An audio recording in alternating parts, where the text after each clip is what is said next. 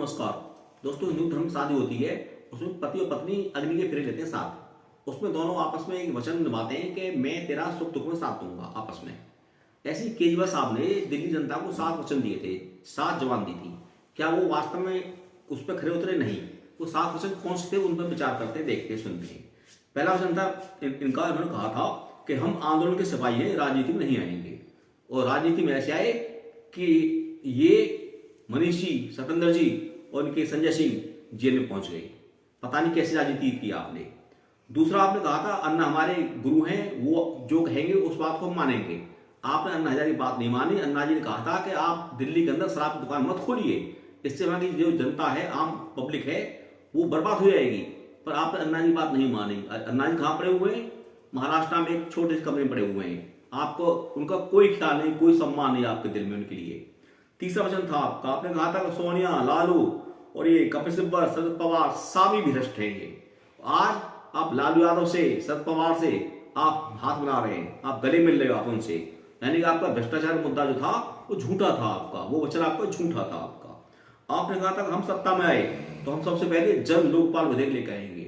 जन लोकपाल विधेयक क्या है? उसके अंदर एक प्रोविजन है कि उसमें मुख्यमंत्री से लेकर के 5 तक जो भी गलत काम करेगा, जो भी भ्रष्टाचार का काम करेगा, उसमें कानून अपनी कार्रवाई करेगा, उसके कानून के हिसाब से उस पर एक्शन लिया जाएगा। और अन्ना आंदोलन का मुख्य मुद्दा ही ये था, जन लोकपाल विधेयक। आज तक आप जो है जन लोकपाल विधेयक लेकर नहीं आए। आपका अगला वचन था, आपने कहा था कि हम आम आदमी हैं, गाड़ी बंगला और सिक्योरिटी नहीं लेंगे। आज जब आपका काफिला निकलता है, आपके साथ दर्जनों गाड़ी निकलती है। बंगले की बात किया आपने, आपका बंगला 45 करोड़ का है। ये 45 करोड़ का बंगला तो छोटे मोटे हमारे जो राष्ट्रीय अध्यक्ष है ना, ये भूटान है, इस तरह के नेपाल वगैरह, उनके पास भी नहीं हुआ, इनके प्राइम मिनिस्टरों के पास भी नहीं होगा।